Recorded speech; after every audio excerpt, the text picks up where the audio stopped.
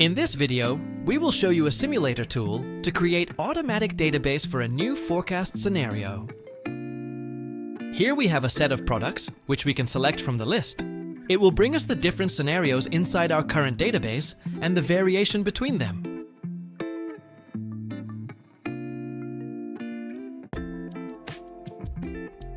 As you can see here, we have our historical database. We are using a SumFS formula to bring the data to our dashboard.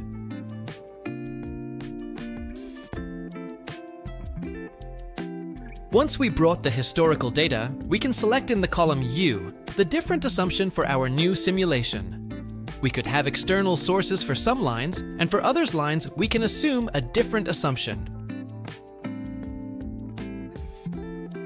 In this case, we will assume the budget ratio for product returns, and the value will turn 141.8. In our control sheet, we will have the list of all the products that we have in the model. In this case, it will be 4. We go back to our dashboard and just make a click on the icon to run the process.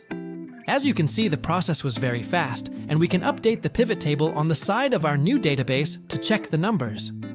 Now we can see the 1 in 42 on returns line, and that's all.